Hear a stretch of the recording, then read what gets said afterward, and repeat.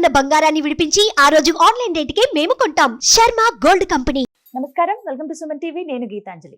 December 7వ తారీఖున సుబ్రహ్మణ్య షష్ఠి అండి. ఆ రోజున పూజా విధానం కావచ్చు, మనం ఆచరించవలసినటువంటివి, అలాగే నియమబద్ధంగా ఖచ్చితంగా మనం చేయవలసినవి ఏంటో తెలుసుకుందాం. అందులోనూ ఈసారి సుబ్రహ్మణ్య షష్ఠికి చాలా విశేషం ఉంది అని అంటూ ఉన్నారు గురువు గారు. అయితే తెలుసుకుందాం ఆ వివరాలు. అలాగే ఆ రోజున చాలా మందికి కొన్ని సందేహాలు ఉంటాయి. ఆహార నియమాల్లో కావచ్చు, గుడికి వెళ్ళి పూజ చేసుకోవాలా, మనం ఇంట్లోనే పూజ చేసుకోవాలా? కొంతమంది ఏమో ఆ రోజు అసలు ఇంట్లో ఏవి పూజ చేయొద్దు అంటూ ఉంటారు, గుడికే వెళ్ళమంటారు. ఇలా రకరకాల సందేహాలు ఉంటాయి. ఒక్కొక్క ప్రాంతంలో ఒక్కో విధంగా కూడా చేస్తూ ఉంటారు సుబ్రహ్మణ్య షష్ఠిని. కొన్ని ప్రాంతాల్లో మనం వింటాం సుబ్బారాయుడు షష్ఠి అని ఇలా చెప్తూ ఉంటారు. నాగ దేవత ఆరాధన చేయాలా, నాగరాజుకి ఆరాధన చేయాలా, సుబ్రహ్మణ్య స్వామికి చేయాలా? ఇలా చాలా సందేహాలు కదండి. ఇవన్నీ తెలుసుకుందాం. నివృత్తి చేసేందుకు ప్రస్తుతం మనతో పాటు ఉన్నారు ప్రముఖ జ్యోతిష్యులు బ్రహ్మశ్రీ నందిభట్ల శ్రీహరి శర్మ గురువు గారు. వారితో మాట్లాడదాం. గురుగారు నమస్కారం అండి. వాగర్థావివ సంపృక్తౌ వాగర్థ ప్రతిపత్తయే జగతః పితరౌ వందే పార్వతీ పరమేశ్వరౌ. సదాశివ సమారంభాం శంకరాచార్య మధ్యమాం అస్మదాచార్య పర్యంతం వందే గురు పరంపరాం. ఆదిత్యాయ చ సోమాయ మంగళాయ బుధాయ చ గురుశుక్ర శనిభ్యశ్చ రాహవే కేతవే నమః. శృంగేరి జగద్గురు పీఠాధిపతులకి, కంచి పీఠాధిపతులకి నమస్కారములు తెలియజేసుకుంటూ కార్యక్రమాన్ని ప్రారంభిద్దాం. 7వ తారీఖు సుబ్రహ్మణ్య షష్ఠి గురువు గారు. అయితే ఆ రోజు మీరు మాటల్లో అన్నారు చాలా విశేషం ఉంది ఈసారి ఈ 2024వ సంవత్సరంలో అని చెప్పి. ఆ విశేషం ఏంటో చెప్పండి. అలాగే ప్రత్యేకత ఏంటి, అసలు ఎందుకు జరుపుకోవాలి సుబ్రహ్మణ్య షష్ఠి వివరించండి. సుబ్రహ్మణ్య షష్ఠి, సుబ్బారాయుడు షష్ఠి అని అంటుంటారమ్మా. మార్గశిర మాసము శుద్ధ షష్ఠి రోజున ఈ యొక్క కృత్తికుడు అంటే తారకాసుర సంహార నిమిత్తమై సుబ్రహ్మణ్య స్వామి వెలిసినటువంటి రోజు, అనగా జన్మించినటువంటి రోజు. అయితే ఇక 2024 సంవత్సరంలో వచ్చినటువంటి సుబ్బారాయుడు షష్ఠి, సుబ్రహ్మణ్య షష్ఠికి ప్రత్యేకత అడిగారు కదమ్మా. ఈ ప్రత్యేకత ఏంటనంటే, నవగ్రహాలలో కుజుడికి అధిష్టాన దేవత సుబ్రహ్మణ్య స్వామి. కుజుడు అంటేనే సాక్షాత్తు సుబ్రహ్మణ్య స్వామి అని అంటారు. అట్టి కుజుడికి సంబంధించినటువంటి నక్షత్రాలు 3: మృగశిర, చిత్త, ధనిష్ట. ఆ ధనిష్ట నక్షత్రం ఆ సుబ్రహ్మణ్య షష్ఠి రోజున రావడం చాలా విశేషం. కాబట్టి వీక్షించేటువంటి సుమన్ టీవీ ప్రేక్షకులు కూడా ఈ సుబ్రహ్మణ్య షష్ఠి రోజున రుణ సమస్యలతో బాధపడేటువంటి వాళ్ళు, ధన సమస్యలతో బాధపడేటువంటి వాళ్ళు, విద్యాపరంగా ఇబ్బందులు పడేటువంటి వాళ్ళు, ముఖ్యంగా కుజదోషముతో బాధపడుతుంటారు కదా, అటువంటి వాళ్ళు, ముఖ్యంగా కుజుడు ఎవరి జాతకంలోనైతే బలహీనుడు అవుతాడో వాళ్ళు ఈగోయిస్టిక్ పర్సన్స్ గా ఉంటారు, హిపోక్రసీగా ఉంటుంది వాళ్ళది. అంతేకాకుండా ప్రతిదీ కూడా తమకి తామే అన్వయించుకుంటారు, మంచికి చెడుకు కూడా తను అన్వయించుకుంటారు. ముఖ్యంగా మానసికమైనటువంటి దౌర్బల్యం ఎక్కువగా ఉంటుంది. అంటే చిన్నదానికి కూడా భయపడిపోవడం, కుజుడు బలహీనంగా ఉంటే. కుజుడు బలంగా ఉంటే అందరితో కోట్లాడుతూ ఉంటుంటాడు. కాబట్టి కుజుని యొక్క ప్రమేయం లేని కుటుంబం అంటూ లేదు. కాబట్టి సుబ్రహ్మణ్య షష్ఠి రోజున ఇటువంటి చెప్పబడినటువంటి సమస్యలతో ఉన్న వాళ్ళు కొన్ని పరిహారాలు అనేటువంటివి పాటించుకోవాలమ్మా. గురుగారు, సుబ్రహ్మణ్య స్వామి అని ఆ పేరు ఎందుకు వచ్చిందంటే కుమారస్వామి కదా వారికి అసలు పేరు. మరి సుబ్రహ్మణ్య స్వామి అన్న పేరు ఎందుకు వచ్చింది? సుబ్రహ్మణ్య స్వామి అనేంటే మనకు గమనించుకున్నట్లయితే పూర్వము అనేక అసురులు చాలా మంది పెట్టరేగిపోతున్నారు. అందులో తారకాసురుడు వరప్రభావము చేత దేవతలందరినీ పీడింప సాగుతుంటే ఆ వరం ఇచ్చింది బ్రహ్మదేవుడే కాబట్టి అందరూ కూడా బ్రహ్మదేవుని దగ్గరికి వెళ్ళారు. అప్పుడు అతను ఏం వరం కోరుకున్నాడు? శివుడికి కలిగినటువంటి సంతానము చేత నేను సంహరింపబడాలి అని. ఆల్రెడీ సతీదేవి దక్షయజ్ఞంలో మరణించింది, ఆత్మాహుతి చేసుకుంది. ఇక శివుడు వివాహం చేసుకోడు, బ్రహ్మచారిగా ఉండిపోతాడని భావించిన తారకాసురుడు ఈ వరం కోరుకున్నాడు. తర్వాత సతీదేవి మళ్ళీ హిమవంతుని పుత్రికగా పార్వతిగా జన్మించింది. ఇక తర్వాత బ్రహ్మదేవుడి దగ్గరికి వెళ్ళి వీళ్ళందరూ మొరపెట్టుకునేసరికి అప్పుడు ఏం సలహా ఇస్తాడనంటే, పరమేశ్వరునికి సంతానము కలిగితేనే ఆ సంతానం చేత సంహరింపబడతానని చెప్పి వరం తీసుకున్నాడు కదా. మరి ఆ పరమేశ్వరునికి వివాహం చేసే సమాయత్తం అవ్వండి అన్నప్పుడు పార్వతీదేవి మళ్ళీ పుట్టింది అని తెలుసుకొని ఆ పార్వతీదేవినే పరిచారికలుగా సహాయం చేయడానికి స్వామి వారికి నియోగిస్తారు దేవతలందరూ. ఈ విధంగా అక్కడ మన్మథుని యొక్క ప్రవేశము చేత కళ్ళు తెరుచుకోవడం, యోగము నుంచి అనగా ధ్యానము నుంచి బయటికి రావడం, తర్వాత ఇదంతా నా తపస్సుకు భంగం కలిగించాడని మన్మధుని దహించి వేయడం, తర్వాత తన యొక్క మన్మధుని యొక్క బాణ ప్రభావం వలన ఎదురుగా ఉన్నటువంటి పార్వతీదేవి తన భార్యని గమనించి ఆమెను వివాహం ఆడడం, తద్వారా ఆమె వివాహమడిన తర్వాత వారి దాంపత్యంలో ఉండగా శివుడి యొక్క రేతస్సు స్ఖలనమైపోయి భూమి మీద పడిపోయింది. ఆ భూమి భరించలేకపోయింది, మహావేడి.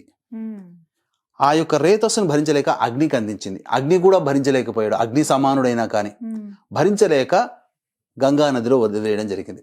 ఆ గంగా నదిలో వదిలివేయిన తర్వాత అవన్నీ కూడాను 6 ముఖాలుగా ఏర్పడి ఒడ్డున రావడం, అక్కడ ఆ విధంగా సుబ్రహ్మణ్య స్వామి అవతరించడం జరిగింది.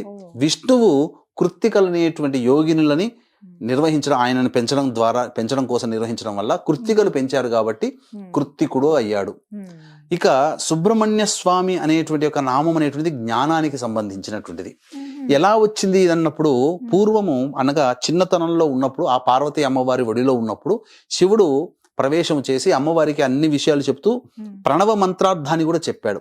అయితే ఒకసారి కైలాసంలో సభ జరుగుతుండగా బ్రహ్మదేవుడిని కూడా పరీక్షించాలనే ఉద్దేశంతో ఆ బ్రహ్మదేవుని అనేక మంత్రార్థాలు చెప్పమన్నప్పుడు ఈ ప్రణవ మంత్రార్థం కూడా చెప్తున్నప్పుడు ఆ ప్రణవ మంత్రాన్ని సరిగ్గా చెప్పలేకపోయాడు బ్రహ్మదేవుడు. ఆ విధంగా బ్రహ్మదేవుని బంధించడం జరిగింది.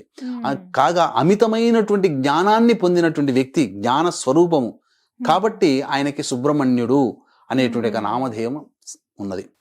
తర్వాత అనేక విధాలుగా ఆ సుబ్రహ్మణ్యుని సుబ్బారాయుడు అని, కృత్తికుడని ఇలా అనేక పేర్లతో పిలవడం జరుగుతుందమ్మా. ఇలా పేర్లన్నీ వల్ల వచ్చాయి. గురుగారు, మరి సుబ్రహ్మణ్య స్వామికి అంటే కుమారస్వామి రూపానికి చూస్తాం మనం, నెమలి వాహనంగా చూస్తాం, అలాగే కోడి కూడా చెప్తూ ఉంటారండి. ఎందుకు ఈ 2 స్వామివారి గురించి చెప్పేటప్పుడు ప్రస్తావిస్తారు? తారకాసుర సంహారం కోసమే పుట్టిన వ్యక్తి కదమ్మా సుబ్రహ్మణ్య స్వామి. ఈ తారకాసుర సంహారము జరిగిన తర్వాత అతని అన్న శూరపద్ముడు, ఈ శూరపద్ముడితో కూడా తారకాసుని యొక్క అన్న శూరపద్ముడు, ఈ శూరపద్మునితో కూడా యుద్ధం చేయాల్సి వచ్చింది. యుద్ధం చేసినప్పుడు 6 రోజులు యుద్ధం చేస్తాడు. ఇక 6వ రోజున ఈ శూరపద్ముడు ఈ యొక్క ఒక పక్షి రూపాన్ని పొందుతాడు, మాయా ప్రభావం చేత చేసి యుద్ధం చేస్తాడు.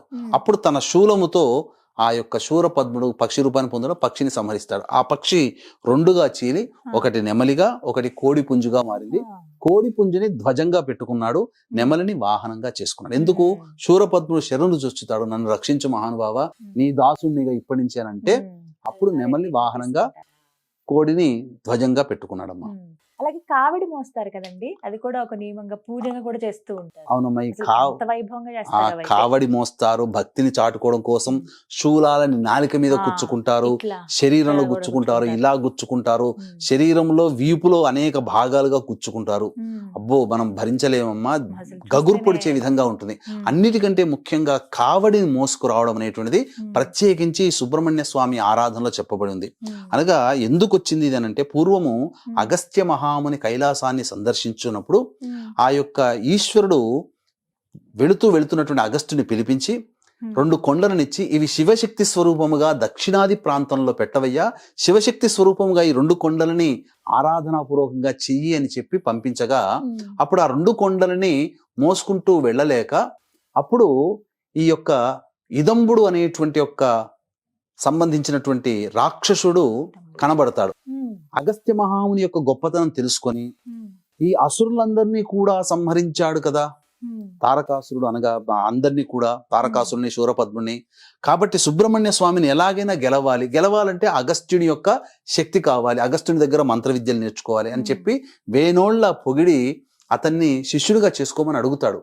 అంతటా అప్పుడు ఉపాయం ఆలోచించినటువంటి అగస్త్య మహాముని ఈ 2 కొండల్ని పట్టుకొని రావయ్యా, అప్పుడు కొంత దక్షిణాది ప్రాంతంకి వెళదాం, అక్కడికి వెళ్ళిన తర్వాత నేను అక్కడ నీకు విద్యలు నేర్పుతాను అని అంటాడు. అంత తర్వాత మరి ఎలా నేను మోయడం అని అంటే, అప్పుడు కొన్ని విద్యలు నేర్పుతాడు. కొన్ని రకాలైనటువంటి విద్యలు నేర్పిన తర్వాత ఆ విద్యలు నేర్పిన ప్రభావం వలన బ్రహ్మదండము ఆ కావడి మోసే దండమైంది, బ్రహ్మదండం. ఇక అష్టనాగులు ఉన్నారు కదమ్మా, ఈ అష్టనాగులు మోసేటువంటి తంత్రులుగా మారారు, తంతిలుగా. అంటే ఈ అష్టనాగులు ఒక వైపున ఈ 4 కావల్ని ఒకటి 4 ఇటువైపున పెట్టుకొని తక్కెళ్ళలో పెట్టుకొని 2 కొండల్ని అందులో పెట్టుకొని మోసుకుంటూ అగస్త్యుని వెంపడి వచ్చాడు. వచ్చిన తర్వాత కొంత రోజులు గడిచిన తర్వాత ఒక చోట సేద తీరుదామని ఈ ఇదంబుడు అనేటువంటి ఒక రాక్షసుడు ఒక చోట ఆగి సేద తీరుతాడు. సేద తీరిన తర్వాత అగస్త్యుడు ఇంకా తొందరగా వెళదాం, సమయం ఆసన్నం అవుతుందంటే ఆ కావడిని పట్టుకొని లేస్తే, దండాన్ని పట్టుకొని లేస్తే ఒకటి లేస్తుంది కానీ ఒకటి అక్కడే ఉంటుంది. ఎందుకు ఇలా బరువుగా ఉంది, అసలు లేవట్లేదని చెప్పి ఇదంబుడు పైకి వెళ్ళి చూస్తే అక్కడ ఎందుకనంటే ఈ సుబ్రహ్మణ్య స్వామి అసుర సంహారం చేస్తానని చేయడానికే కదా పుట్టాడు. అవును. అందరూ అసురులు చనిపోయారు, కానీ ఈ ఇదంబుడు ఒక్కడే మిగిలిపోయాడు. కాబట్టి ఈ ఇదంబుని సంహరించాలని అక్కడ ఆ విధంగా వచ్చి ఆ యొక్క ఒక కొండ మీద తాను నిల్చున్నాడు. ఈ బాలుడు ఉండడం వల్లనే ఈ కొండ పైకి లేవట్లేదు, నేను ప్రయాణానికి ఇబ్బందిగా ఉంది, గురువు గారి దగ్గరికి వెళ్ళి నేను మంత్రోపదేశం తీసుకొని విద్యలు పొందాలని చెప్పి ఆ బాలుడితో యుద్ధం చేస్తాడు. ఆ యుద్ధం చేసినప్పుడు బాగా గొప్పగా యుద్ధం జరిగిన తర్వాత కుమారస్వామి ధాటికి తట్టుకోలేక మూర్ఛిల్లిపోతాడు. మూర్ఛిల్లిపోయినప్పుడు ఈ వార్త అతని భార్యకి తెలుస్తుంది. అతని భార్య 2 కుండలలో ఆవు పాలు పట్టుకుని వచ్చి అతనికి నా భర్తను నాకు ఇప్పించమని చెప్పి ఆ యొక్క పాలని అతనికి సమర్పిస్తుంది. ఆ విధంగా మెచ్చినటువంటి ఆ ఇదంబుణ్ణి రక్షిస్తాడు, సంహరించకుండా వదిలిపెడతాడు. ఇక ఈ కథ ద్వారా కావడి మోసుకుంటూ వచ్చినటువంటి సందర్భంగా అది పళని క్షేత్రం అయింది. ఆ ఇదంబుడు వదిలిపెట్టినటువంటి కొండ ఏదైతే ఉందో అది పళని సుబ్రహ్మణ్య క్షేత్రం. కాబట్టి అక్కడ వెలిసినటువంటిది, కొండ మీద వెలిశాడు ఇప్పటికీ కూడా. కాబట్టి ఆ పళనిలోనే ఈ నవపాషాణ లింగం అనేటువంటిది ఉన్నది. అనేక రకాలైనటువంటి రహస్య రోగాలకి కూడా ఆ నవపాషాణ లింగము అనేటువంటిది వాడబడుతుంది. విగ్రహం కూడా అంతే, నవపాషాణంతో చేశారు. అది తమిళనాడులో సిద్ధి పొందినటువంటి భోగేశ్వర్ అనేటువంటి ఒక సిద్ధ పురుషుడు. మనకు నాగార్జునుడు అయితే ఎట్లయితే ఆయుర్వేదంలో సిద్ధ పురుషుడో 21 మంది సిద్ధ పురుషులు, అందులో నాగార్జునుడు ఒకడు, భోగేశ్వరు కూడా ఒకడు. అలాగే ఈ సంబంధించినటువంటి కావడి అప్పటి నుంచి ఆరాధనలోకి వచ్చిందమ్మా.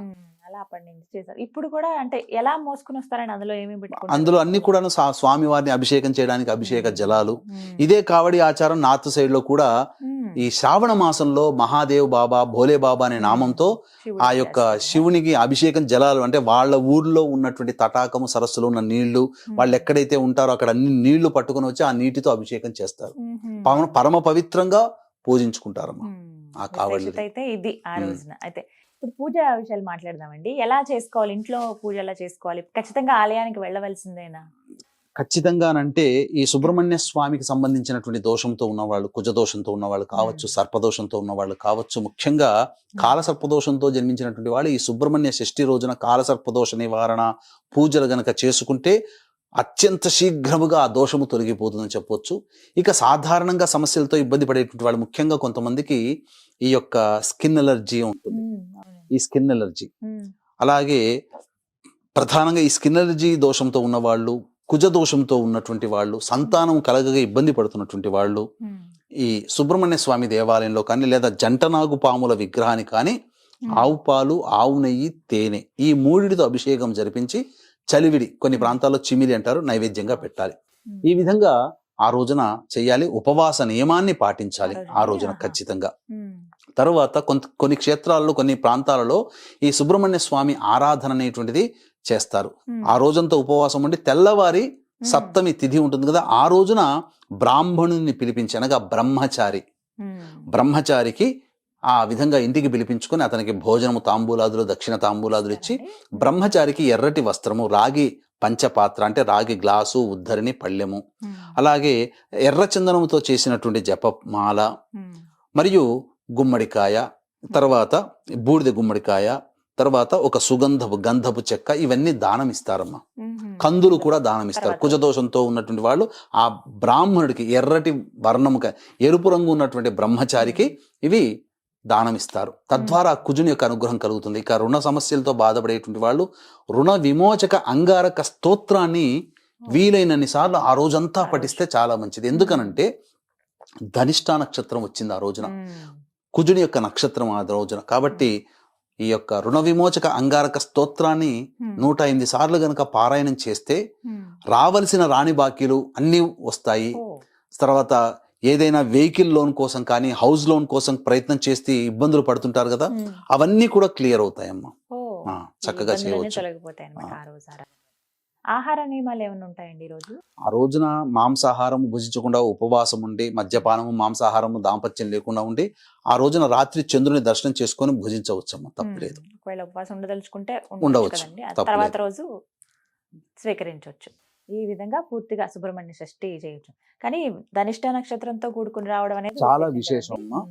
వీక్షించేటువంటి ప్రేక్షకులకు కూడా ఈ సంబంధించినటువంటి డిసెంబర్ 15వ తారీఖు రోజున దత్త జయంతి సందర్భంగా సుప్రసిద్ధ కాశీ క్షేత్రంలో జాతకరీత్యా కలుగు విద్య, వివాహ, ఉద్యోగ, దాంపత్య, సంతాన, అనారోగ్య సమస్యల నివారణకి మరియు గోచారరీత్యా వృషభ, మిథున, కర్కాటక, సింహతులు, వృశ్చిక, మకర, కుంభమీన రాశిలో జన్మించిన వారికి శనిదోష పరిహారార్థమై సర్వదోష నివారణ పూజలు, హోమాలు పర్ హెడ్ 1500 రూపాయలకి చేయించడం జరుగుతుంది.